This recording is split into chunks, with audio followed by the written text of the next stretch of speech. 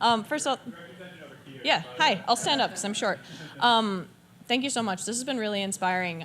It's something that the company that I work for has been dealing with a lot this year. Like, we work for big companies, and it's often very hard to resolve the very visible damage that a lot of our clients are doing with the desire that we have within, it's a consulting company that I work for, within the desire that we have to, create for good and to do good. So I just wondered if you had any insights for how to resolve that tension, ways to, make something bigger than yourself, even when you still live in a capitalist economy and have to make money day to day.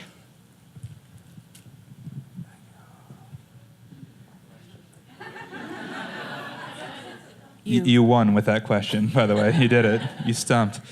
You quit? No. I think for me it always goes back to culture, and whether you're the person who started the company or the person who was like the 400 person hired or whatever. I think culture of any place is where ultimately good, the good can come from, and changing that culture. I've worked in hospitals, and I've worked in higher ed, and I've worked in tech companies, and I think people can impact that culture, and sometimes it's best, I think it's almost always best to start from the bottom up. So imbuing those values, beliefs, finding shared people, finding ways to attract people who share those values and beliefs, and kind of, I think, affecting change from the bottom up. Slow, but usually sticks.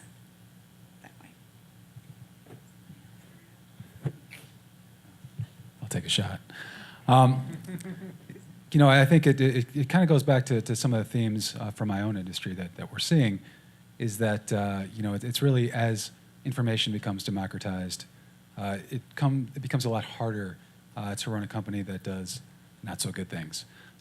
It gets really revealed in so many different ways in so many different places. It almost forces those companies to kind of rethink themselves. It's something that we've taken organizations through transitions where, not necessarily we're doing bad things, because we don't start with companies that are doing bad things inherently, but really what we're able to do then is to kind of transform them to be their best selves and challenge them to do better, because that's ultimately their best marketing tool. So we see the future as capitalism actually working, because information is everywhere and we can consume that.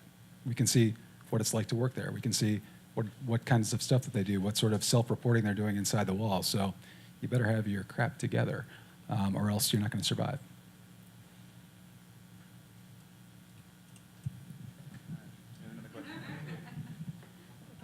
Are you done? The question that I have applies narrowly, specifically to Matthew, but more broadly probably to all of you. But for Matthew, my question is, do you have a toolbox or a network to deal with, say, recalcitrant planning commissions, planning departments? Well, as a matter of fact. So you're asking whether there's a toolbox to deal with recalcitrant decision makers? Is that what you? No. No, I wish I did. I was very serious. I mean, I think I could have done the entire talk on that last slide that I gave about the decentralization of ideas. That's the real barrier. All the exciting things that we're doing with this, distributed water system in our house, it's a no-brainer. This is stuff, there's not a single product that isn't already in use in someone else's home somewhere in Michigan. If you live outside of city limits, you don't have to tap into city water. So you can bring in well water, you can harvest water from the sky, you can treat it. There are restaurants in Ann Arbor that have the same filtration system that we do. There's lots of them now in Flint, restaurants that don't trust the city water and are filtering their own. They could be harvesting that from the sky. So it's not a technical problem. Solar is now the cheapest energy form there is, period. No question. It's under 3 cents a kilowatt hour wholesale price in Arizona right now. And then they sell it back to consumers like us at 14 cents a kilowatt hour. So you can see the profitability here. So the idea is, how do we, and in food, of course, the same thing. How do you decentralize that? How do you take control away from these monopolistic things like water utilities and energy utilities and food companies, and bring that back down? And I think, I heard Vincent Harding, who was an old civil rights activist, the week after the election, he was on Being, Krista Tippett, and he talked about democracy as something so fresh and new. It's only 200 years old, and he said, we're amateurs at democracy. So we started this idea of democracy, 200 years ago, really, in the form that it is now, this idea of representative democracy. And there was this idea of these ward republics that everybody would, in their own neighborhoods be making decisions, and it would come from the bottom up, and there would be this simple set of rules, on the federal level that would control all that. All men are created equal. There's some problems with that phrase, but so the challenge now is, we've basically been just like the water systems. We just keep adding pipes to our organizations and our democracies and our decision-making processes. I could go on forever and ever about the process that we're dealing with the county right now. So right now, there's a lot of activism involved. And to me, activism is a symbol of a weakened democracy. The more you have to be active, the weaker the democracy. We shouldn't have to be activists. We should be decision makers. And that doesn't mean crowdsource. You still have, like with the films, the creative people at the top. I'm babbling now, but we need to decentralize our stuff, and that's the thing. So for now, we have to be active. We have to be activists. There's a change.org petition for, if you go to happyhome.how, everybody should write this down if you live in Washtenaw County, happyhome.how, and you'll go to the link, learn more about Viridian, and there's a link that some people in the community started to support Viridian on change.org, and there's almost 1,000 people that have signed that. Completely the opposite of what developers normally do, which is combat protests. Instead, we're actually engaging neighbors during the concept process, and we published our concept to Facebook when the county made us seal it up with tape and put it in a box and give it to them, and then if you wanted the other proposals, you had to file a Freedom of Information Act request. This is terrible. So that's the process we have to change and somehow get those decisions back out into the public, and it shouldn't take years. We need to move fast. So,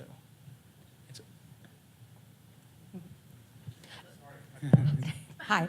I actually have a million questions, but instead I'll just give a softball, I think. Christina, I was wondering, my aunt is an art therapist, like, old school classic art therapy. I'm curious, would you have a recommendation about how she might be able to bring augmented reality into how she does her work?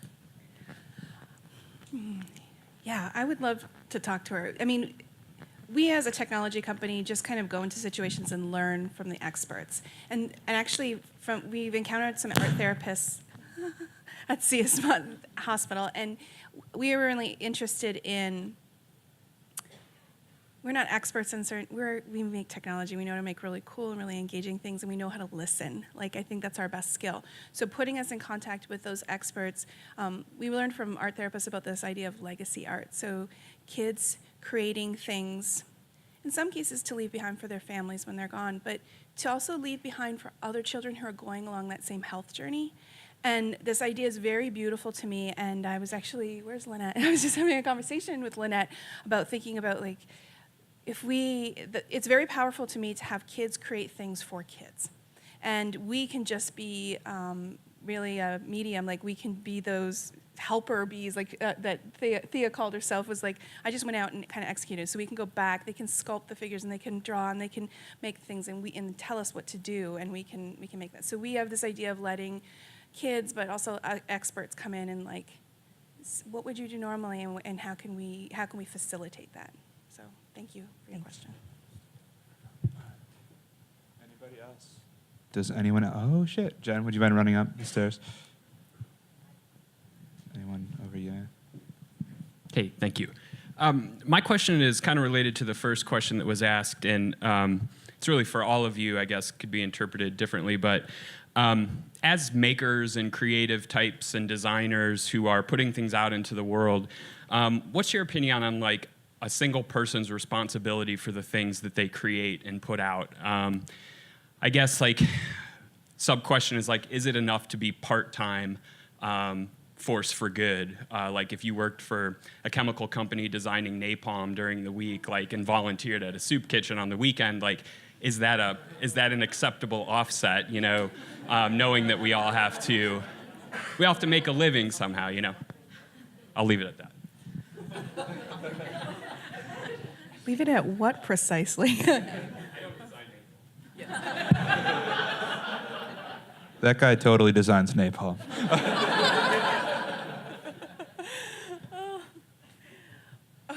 Do you want to talk about zero with this guy? Like, it's kind of zeroing out the effect.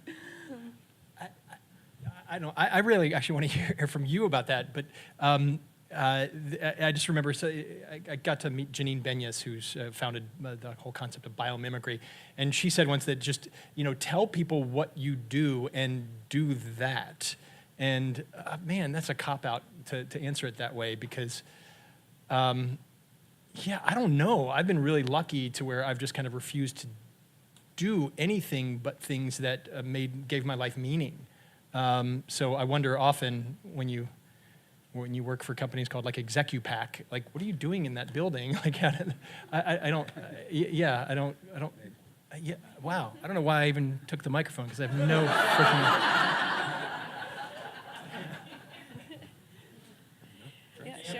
Yeah, it's a great question. And, I think it ultimately comes down to what are your strengths.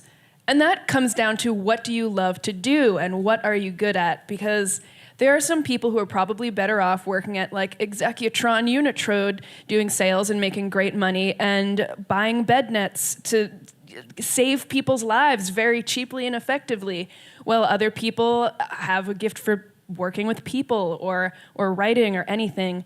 It's hard to kind of quantify how much one has over the other, but they're all important. And I think that we'd all waste a lot less energy feeling guilty about what we're not doing and focusing on what we can do, using what you've got in here and in here.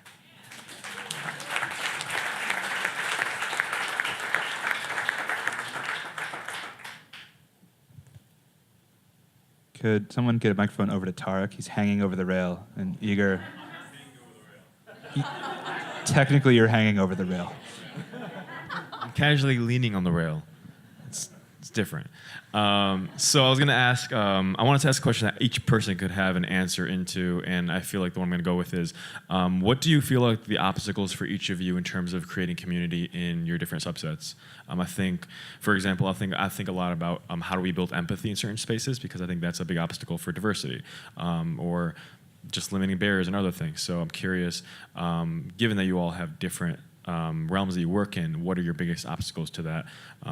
So yeah. So speaking in, I guess, the media and comedy, it's overrepresented white and male, like most things right now. So it does take a lot of actual time and effort to develop people with different voices, craft, and talent to get them to the place where they can be professional writers, professional directors, producers, and get them there.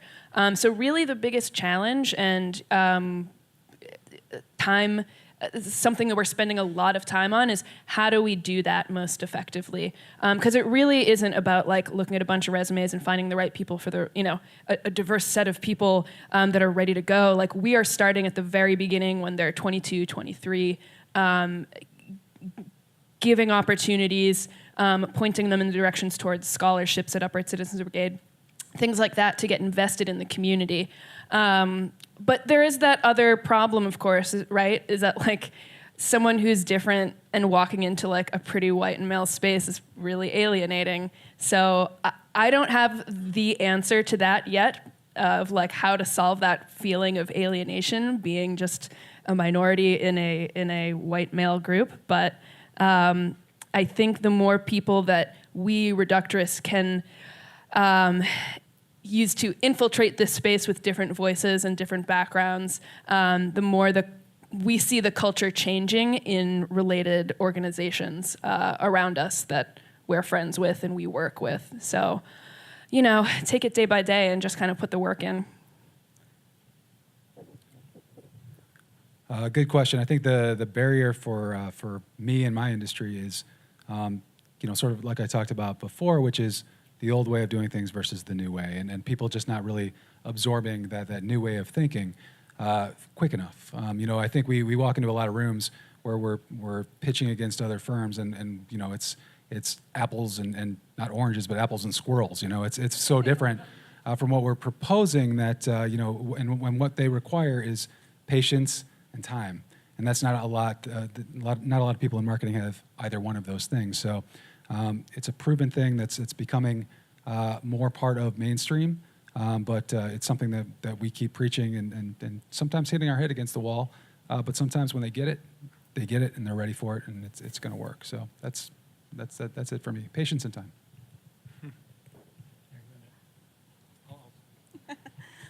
I think, so there's a personal level for me, and then there's a professional level. In the professional level, one of the barriers for us, I guess, is being Ann Arbor has an amazing tech scene. There's not still a ton of augmented or virtual reality companies in the area. And so building community around that, building community around, you go to Silicon Valley and there's a very different vibe, and there's a lot of talent, and it's concentrated deeply, and there's a lot of competition between companies for talent, and a lot of hopping and stuff. And so wanting to build a stable community who's driven by purpose, who wants to use talent, and I think being near universities and colleges and where we are in Ann Arbor, it has really helped facilitate that, but it's still hard to build a purpose-driven tech company and retain that talent and kind of push through those tough times, because you have to have people who are going to come in and not just want to build cool shit. They want to make a difference. And thankfully, there's a lot of people in this area, but that has been a challenge.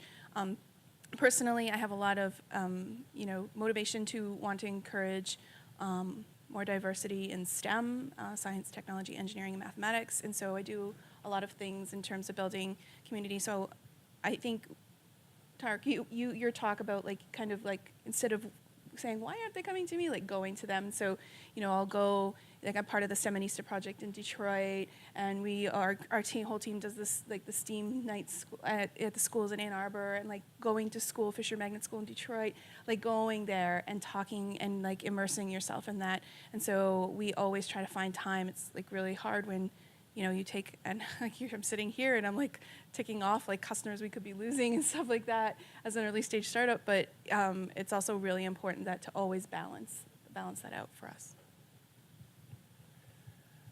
Yeah, I think with all the stuff we do, I think what I'm hearing from everybody is there's a status quo that we're all fighting against, whether it's the patriarchy, the lack of diversity in groups, the lack of wanting or accepting change, and what I'm struggling with myself in the face of these barriers and these misaligned incentives for good.